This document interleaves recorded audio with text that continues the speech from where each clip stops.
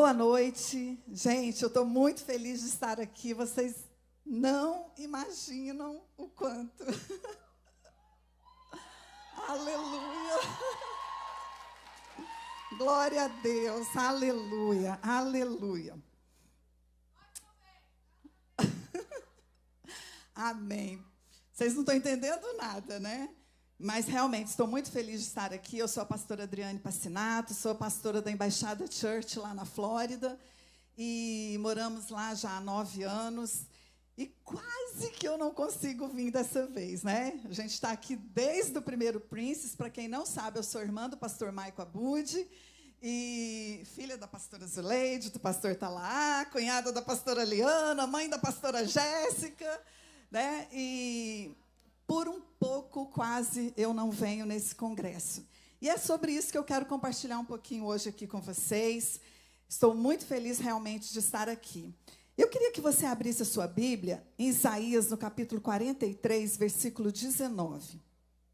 Isaías 43, 19 diz assim: Vejam, estou fazendo uma coisa nova.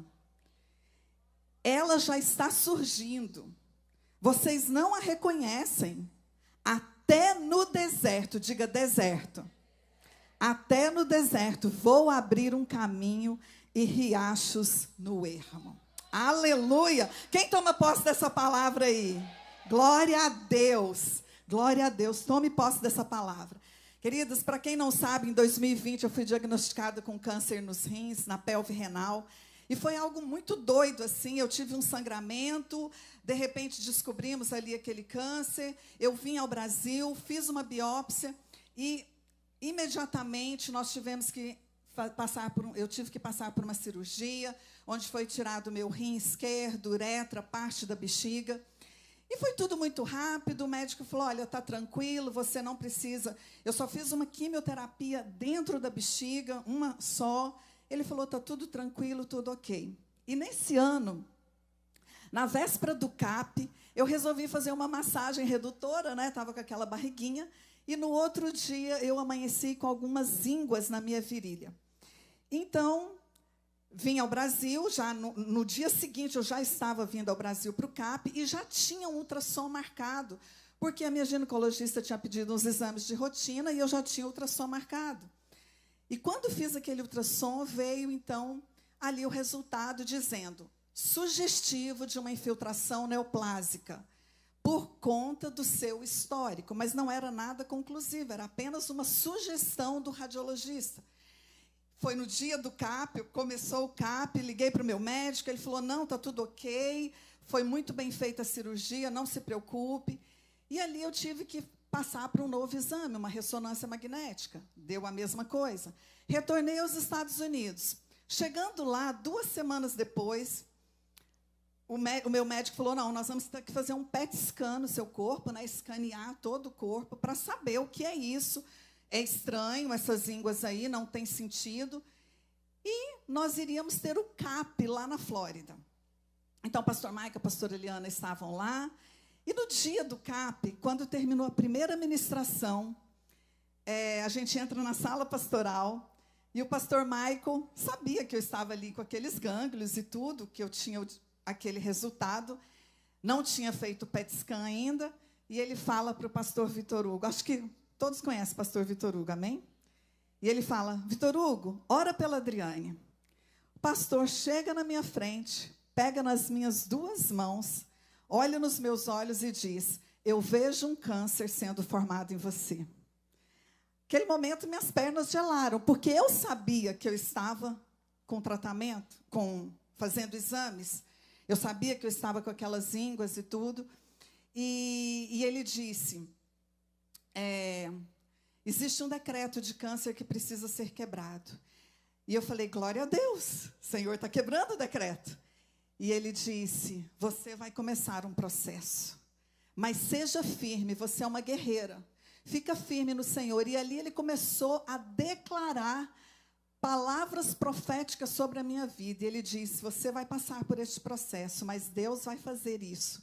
E Deus vai fazer isso, e depois disso Deus vai fazer isso, e Deus vai fazer isso na igreja, e Deus vai fazer isso na sua casa. E ele começou a liberar palavras proféticas sobre a minha vida. Querida, quem quer receber uma profecia dessa? Quem quer receber? Segundo os psicólogos, a psicologia diz que um diagnóstico de câncer, ele é semelhante a uma notícia de luto. Só de uma possível diagnóstico, imagina como já estava meu coração. E aquela semana foi uma semana de angústia de morte. Eu tinha uma angústia no meu coração horrível, a ponto que na sexta-feira, véspera do Mike e Eliane ir embora, eu disse, gente, ora por mim, eu estou sufocada, parece que eu vou morrer. Era uma angústia. Eu ainda não tinha feito a PET scan, estava aguardando a aprovação do seguro. E aí eles oraram por mim, e a gente até fez aquela oração, né? Deus, se é do homem, revoga. Né? O Senhor tem todas as coisas na mão, tem controle de tudo. E então eu fui fazer o PET scan. E quando eu fiz o PET scan, não tinha realmente nada na minha virilha, mas todos os meus gânglios linfáticos das costas, os retroperitoneais, atrás de onde estava o meu rim, estavam todos com metástase. E eu tive que fazer uma biópsia, e a biópsia foi constatado que era o mesmo câncer urotelial, o mesmo câncer que eu tive no rim. E foi constatado, então, ali uma área extensa de alto grau. O diagnóstico, ele dizia, área extensa de alto grau. E ele começava a fazer uma lista, no resultado do exame, de todos os gânglios que estavam atacados com as células cancerígenas, o tamanho que estavam todos os gânglios. Ou seja, aquela massagem foi só o canal que Deus usou para eu fazer o exame, porque não tinha nada na minha virilha. E eu não tinha dor, não tinha nada. E ali estava aquela lista de gânglios linfáticos com metástase. E eu nem preciso dizer para você que ali eu entrei no processo. Na verdade, eu já vinha no processo, né? Já vinha aquela angústia no meu coração. Mas quando a psicologia fala que o diagnóstico de um câncer se assemelha a uma notícia de luto, existem algumas etapas. E a primeira etapa é a negação.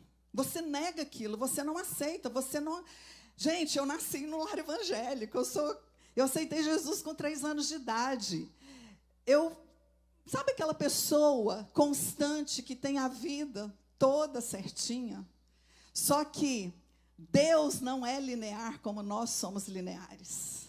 Nós somos muito lógicos, nós achamos que se isso é assim, o resultado será assim. Mas com Deus não funciona assim.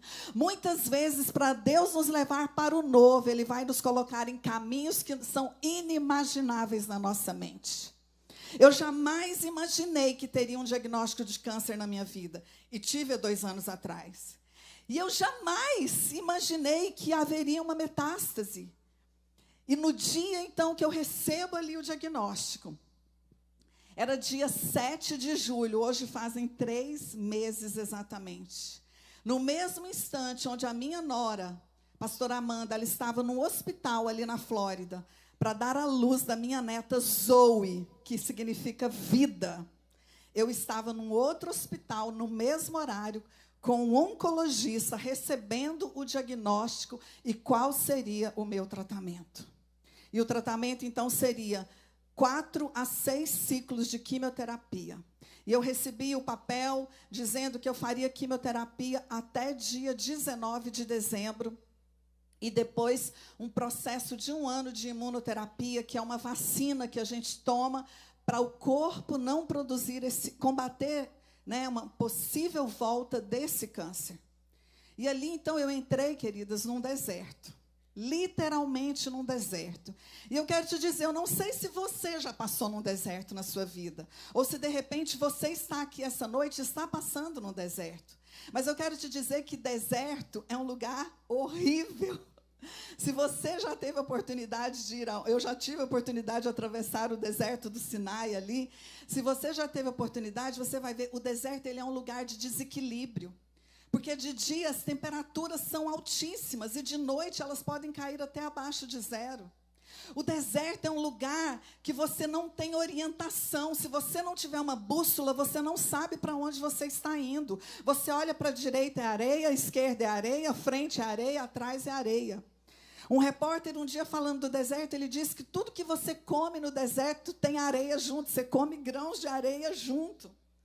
O deserto é um lugar de habitação de cobras e escorpiões. Você sabia disso? Que o deserto é habitação de cobras e escorpiões. É um lugar terrível. É um lugar de choro e de pranto. E por que muitas vezes Deus nos permite passar por ele? Há duas formas de você ser levado a um deserto. Você pode ser levado a um deserto por suas próprias decisões, por um caminho que você está traçando errado, que você está indo contrário à vontade de Deus, e de repente você se depara naquele deserto. Mas você pode ser levado pelo próprio Deus a um deserto. Foi o que ele fez com Jesus, foi o que ele fez com Elias, até Davi passou por desertos. E Deus, às vezes, nos leva a um deserto para provar o nosso coração, provar a nossa fidelidade, provar o quanto realmente nós o amamos. Eu quero te dizer que não é fácil receber um diagnóstico desse. É algo que eu não desejo, e esse tempo todo eu tenho orado, eu disse, Senhor, que nunca os meus filhos, a minha descendência, meus netos, minha família, meus irmãos, meus sobrinhos, que nunca ninguém, Senhor, passe por esta experiência. Talvez tenha alguém aqui hoje que já teve um diagnóstico de câncer. Mas, às vezes, tem alguém aqui hoje que o seu deserto está sendo no âmbito de relacionamento familiar, ou um problema com o seu filho. Talvez você descobriu que o filho está nas drogas, ou que a sua filha está envolvida no homossexualismo. Eu não sei, querido, eu não quero minimizar o seu problema, eu não quero minimizar a sua dificuldade ou um processo que você esteja passando hoje. Mas eu quero te contar do meu, que foi o pior que eu já pude experimentar na minha vida. Então, nesse processo, eu sabia que era uma jornada, e eu precisei, então, decidir o que eu colocaria na mala. Eu ia começar uma jornada. Eu ia começar a fazer uma viagem, a viagem mais maluca e inesperada da minha vida. O meu esposo, nós fizemos 30 anos de casado esse ano, e vocês conhecem o pastor José. E todo mundo que conhece o pastor José sabe que ele é conhecido pela fé. A palavra da vida dele é fé. Se ele tiver que pregar uma única vez, ele tiver uma oportunidade para pregar, ele vai pregar sobre fé. E eu quero te dizer que nesse tempo, queridos, teve dia que ele desabou na minha frente, que eu tive que consolar. Não é fácil, muitas vezes, você estar numa situação inesperada. E ainda assim, você saber que Deus falou que você vai passar por aquilo. O pastor Vitor Hugo me ligou um mês depois, e ele disse, pastora, quando eu recebi a notícia do seu diagnóstico, eu fiquei mal. Eu falei, pastor, o senhor só espera o dia que o senhor voltar aqui na Flórida, que nós vamos ter uma conversa assim, olho a olho. Pastor, isso não se faz. A gente não entrega uma profecia dessa para ninguém. E ele teve que rir. Mas, queridas, eu tive que decidir o que eu levaria na minha mala. E eu pensei, tem que ser uma mala pequena. Não dá para ser uma mala grande, porque no deserto, como que você vai caminhar na areia, na sequidão, naquele calor ou naquele frio? Naquele caminhar difícil, porque não é fácil a caminhada na areia. E eu precisei escolher muito bem o que eu iria colocar aqui. Nesse tempo, antes de eu decidir o que eu iria colocar nessa mala, eu confesso para vocês que eu tive algumas dessas fases que os psicólogos falam. E eu lembro um dia que eu acordei de madrugada e o José me disse, amor, aconteceu alguma coisa? Eu falei, não. Ele falou, por que você acordou? Eu falei, não, acordei agora. Aconteceu alguma coisa? Ele disse, não. E naquele momento eu comecei a dar uma revolta no meu coração. Eu falei, amor, isso não é justo. Por que isso está acontecendo comigo? Eu falei, amor, Deus sabe que eu preciso ir para o Brasil. Porque a Jéssica, minha filha, vai dar à luz mês que vem. Eu falei, amor, eu não vou poder, eu vou fazer quimioterapia até dia 19 de dezembro, eu não posso ir para o Brasil.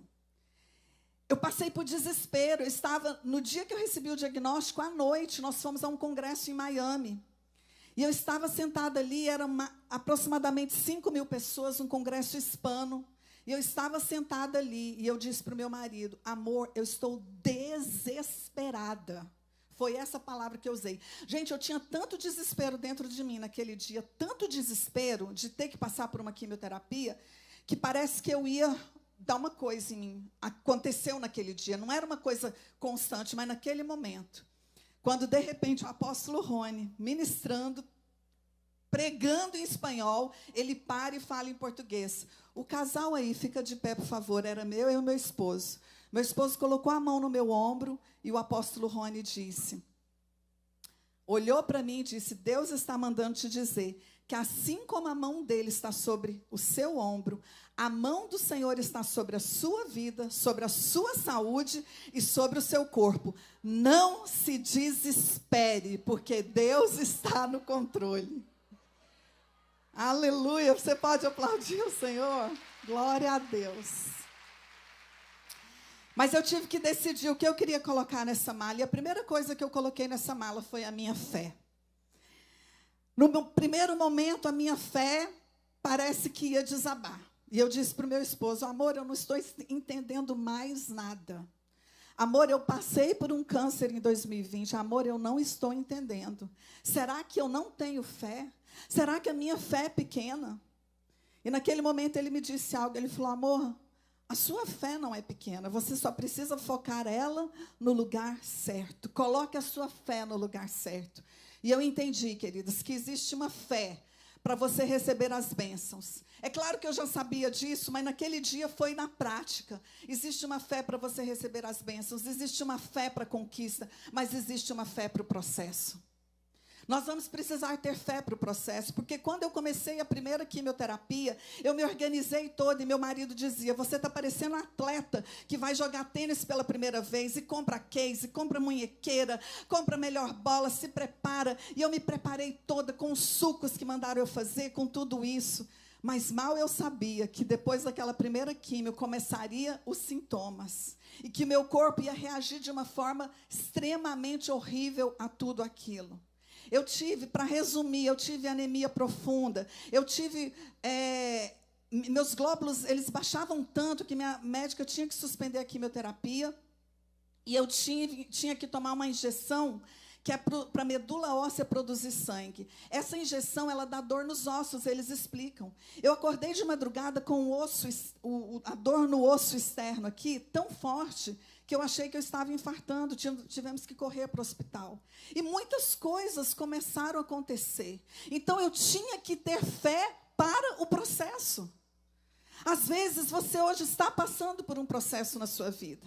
E eu sei que você está com aquela fé, muitas vezes, do milagre que Deus vai fazer, da resposta que Deus vai trazer, mas tenha fé para o processo. A fé para o processo é aquela fé que todo dia de manhã você vai ter que acordar e dizer, mais um dia o Senhor vai me dar vitória, eu vou conquistar mais um dia. Senhor, está difícil, mas eu vou conseguir mais um dia. E falando da Rainha Elizabeth, que fui eu que vi a Rainha Elizabeth, ela disse uma frase no maior ano de perdas da vida dela, onde os 3 filhos dela se divorciaram e teve o incêndio no castelo de Windsor. Ela disse, minha fé precisa me guiar nos bons e maus momentos. Cada dia é um novo começo. Cada dia é um novo começo. Eu tive que aprender isso, que cada manhã era um novo começo. E eu comecei a ter náuseas antecipatórias. Então, eu não podia mais comer nada que eu tinha comido, porque eu ficava 10 horas na sessão de quimioterapia, e eu não podia comer nada, porque as náuseas vinham, eu começava a dar vômitos a ponto de vomitar mesmo, só de pensar que eu estava indo para o hospital. Então, foram tantas coisas, queridos, mas se não fosse a fé do dia a dia, aquela fé para o processo, aquela fé hoje, aquela fé amanhã, porque parece que ao longo do dia, quando chegava o final do dia, eu já estava, fortalecida, mas o outro dia começava e eu tinha que continuar o processo. Eu tinha que continuar o processo. E aí eu decidi colocar um segundo elemento na minha mala, que foram as palavras proféticas. Eu comecei a me lembrar de cada palavra profética que o Senhor me deu. E uma das palavras, além das que eu ouvi do pastor Vitor Hugo, e Deus começou a usar várias pessoas para falar comigo, eu comecei a receber mensagem lá de Moçambique, eu comecei a receber mensagem de pastor da Angola, das nossas missões lá. E quando Deus começou a trazer todas essas palavras, elas foram enchendo o meu coração. E eu falei, é isso que precisa estar na minha mala. E eu me lembrei que o pastor Michael, desde o primeiro dia, ele me dizia, Adriane, tudo vai passar rápido. O Senhor vai te surpreender. E eu agarrei a essa palavra profética, eu coloquei ela aqui na mala. E eu lembrava, quando estava difícil, eu falava, tudo vai passar rápido, o Senhor vai me surpreender. O problema, queridos, é que muitas vezes as circunstâncias que nós estamos vivendo são mais fortes do que a palavra profética para nós. Nós vemos as circunstâncias como algo muito mais poderoso, mais forte, do que apenas uma palavra que nós ouvimos muitas vezes e, se a gente não cuidar, entra por um ouvido e sai pelo outro. Mas as palavras proféticas, elas são eternas. A realidade, ela pode flutuar no tempo. A realidade, ela pode mudar a qualquer instante. Mas a palavra profética que Deus libera sobre a nossa vida, ela não muda. Porque Deus, ele é fiel para cumprir. Deus não tem prazer em mandar nenhum profeta dizer para alguém, eu tenho visto um câncer sendo formado em você, e te abandonar no meio do deserto. Deus não faz isso com ninguém. Mas ele traz a palavra profética. E essa palavra profética, ela precisa nos sustentar. Qual é a palavra profética que está sobre a sua vida hoje? Qual é a palavra profética que Deus liberou sobre você, para que você possa entrar no novo dele?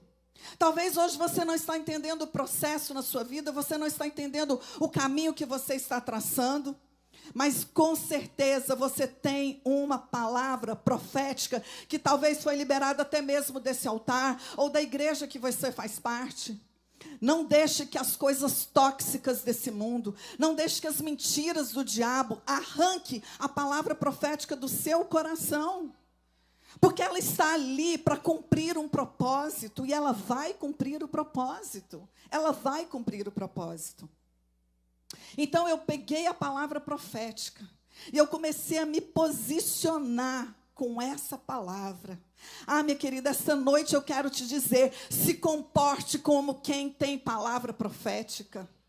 Se comporte como quem tem palavra profética. Porque pior que seja a nossa situação, nós não precisamos saber aonde Deus vai nos levar. Nós só temos que saber que Ele está conosco e que existe palavra dEle sobre a nossa vida. Amém? E a terceira coisa que eu coloquei nessa mala, que eu decidi, eu falei, isso eu vou colocar. Não basta eu colocar a minha fé. Não basta eu colocar palavras proféticas. Mas eu preciso colocar alegria e paz na mala. Eu preciso colocar alegria e paz. A Bíblia diz que a alegria do Senhor é a nossa força. Pastora, você não chorou? Chorei muito. Teve momentos muito difíceis. Eu tive reações muito fortes à quimioterapia nesse tempo. Cada ciclo de quimioterapia, a primeira medicação do ciclo é uma medicação muito forte.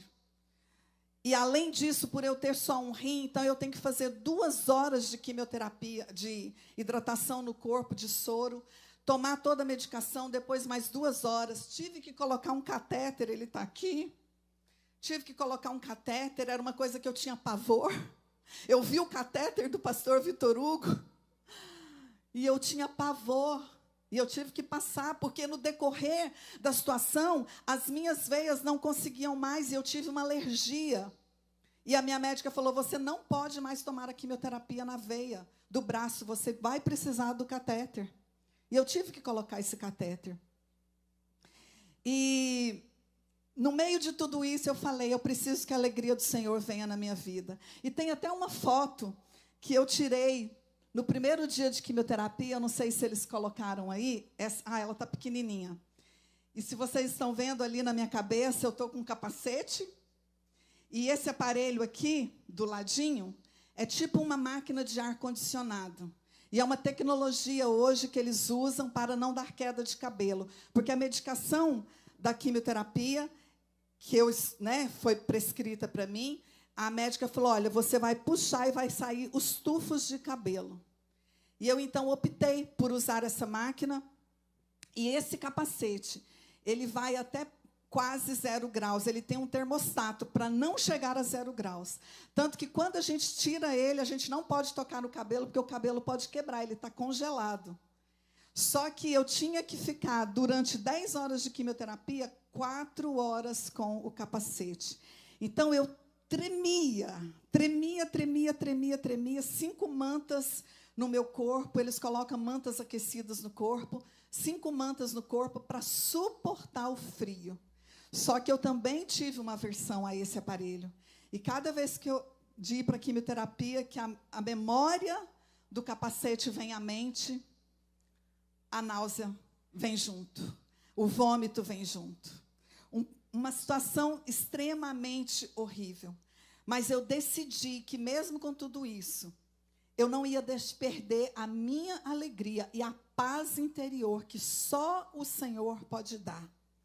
Então, a cada ciclo de quimioterapia, eu falo para o meu esposo, amor, vamos levar o Noah para a praia. Noah é o meu neto mais velho. Vamos levar o Noah para a praia. Então, a gente passa o dia com o Noah, faz alguma coisa com o Noah, a gente brinca, a gente ri, e eu perdi até agora alguns cultos, porque eu estava nos sintomas, mas todo culto que eu podia ir, eu me arrumava, eu me maquiava, e as pessoas da igreja chegavam e diziam, eu não acredito que você está fazendo quimioterapia. Só que isso foi mexendo com as pessoas da igreja, e pessoas que estavam afastadas, que tinham saído da igreja, que se desviaram, começaram a voltar. E nesses últimos 2 meses, nós dobramos o número de GRs na igreja. As pessoas, elas começaram a ser crentes mais comprometidos. E elas dizem, pastor, eu não acredito que você está fazendo quimioterapia. Porque o Senhor colocou alegria e paz no meu coração. E um dia eu ouvi um pastor americano dizendo, as pessoas precisam ver você sofrendo bem. Parece uma frase estranha, mas isso é uma realidade. Você não precisa ficar chorando para as pessoas ver. Você não precisa ficar desesperado para as pessoas ver. Chore aos pés do Senhor se você tiver que chorar. Mas as pessoas precisam ver você sofrendo bem, como alguém que tem palavra profética, como alguém que tem fé, como alguém que sabe que Deus não perdeu o controle de nada. Porque Ele não perdeu o controle. E eu comecei então a fazer isso. E sabe o que Deus fez? Eu ia fazer 6 ciclos de quimioterapia. E quando foi há 1 mês atrás, a minha médica, ela disse, nós já tínhamos pedido para ela fazer um novo PET scan, quando desse 3 meses, e ela falou, não posso. E com menos de 2 meses de quimioterapia, ela viu que eu estava tão mal, que eu não podia mais receber a quimioterapia no meu corpo, de tão mal que eu estava, quando eu fazia o tratamento, que ela disse, eu vou pedir um novo PET scan. E quando ela pediu o novo PET scan, 3 semanas atrás, eu fiz o novo PET scan. E para a glória e honra do nome do Senhor, quando veio o resultado, disse, nenhuma evidência de metástase em nenhuma parte do corpo. Glória a Deus, aleluia, aleluia, aleluia, aleluia, aleluia, glória a Deus. Deus é maravilhoso, querido. Esse é o Deus que nós servimos. Ele nos coloca no deserto, mas Ele nos tira do deserto. Aleluia. Glória ao Senhor, glória ao Senhor, glória ao Senhor. Permaneça de pé. Eu quero orar pela sua vida hoje. Hoje eu estou aqui para dizer, se você está passando por algum processo na sua vida que você não entende, talvez você está passando por algum deserto e você não entende, saiba que Deus não perdeu o controle. Eu disse que deserto é um lugar horrível, mas deserto também é lugar de passagem. Deserto também é lugar de manifestar a glória de Deus. Deserto também é lugar de resposta. Deserto também é lugar de milagres. Porque Deus faz milagre no deserto. Eis que eu estou fazendo coisa nova, diz o Senhor. Coisa nova. Você não reconhece? Até no deserto vou abrir um caminho e riachos no ermo. Esta noite eu quero te dizer, se comporte como alguém que tem palavra profética. Eu não sei qual a situação que você está passando hoje, mas eu quero orar pela sua vida. Eu não posso deixar de terminar essa reunião. Eu tenho 1 minuto e eu quero orar por você. Se você hoje está passando por alguma enfermidade no seu corpo, eu quero orar pela sua vida, porque o mesmo Deus que me curou de uma maneira tão sobrenatural, porque não foi a quimioterapia, foi Deus. O pastor Michael dizia: Deus vai te surpreender. Eu acordava de manhã, tinha a mensagem dele, ele dizia: Deus vai te surpreender. Não se preocupe, vai ser mais rápido do que você imagina. E hoje eu estou livre do câncer. Eu estou livre. Eu vou ter que fazer 1 ano de imunoterapia, mas é uma vacina que eu vou tomar para o meu corpo. Mas não existe aquele laudo enorme que tinha. Veio agora apenas um laudo dizendo: tudo foi metabolicamente resolvido. Não há evidências de metástase. Se você está com alguma enfermidade no seu corpo e precisa da cura do Senhor, ou se você está passando hoje por um processo, por um caminho que você não está entendendo, eu quero te dizer, Deus tem algo novo para fazer na sua vida. Saia do seu lugar rapidamente, venha até o altar, toque aqui no altar se você conseguir, ou fique no corredor. Eu quero orar pela sua vida hoje. Aleluia. E essa música que cantou no louvor foi a música de todo o meu processo, a bondade de Deus. Glória a Deus, aleluia, glória a Jesus. Ore anda lá baixeira e canta lá mais. Aleluia, Jesus, obrigada, Senhor. Aleluia. Cante isso, levante a sua mão. Levante a sua mão e diga: tua bondade me seguirá. Tua bondade me seguirá. Aleluia, glória a Deus. Seguirá, seguirá, Senhor. Eu me rendo a ti, te dou meu ser, entrego tudo a ti. Tua vontade me seguirá, seguirá, Senhor. Aleluia. Antes de eu orar por você, eu quero te perguntar: o que você vai colocar na sua mala para o novo de Deus? Eu sei que tem pessoas hoje aqui que estão num caminho para o novo. Talvez um caminho que você não está entendendo. Eu também não entendia.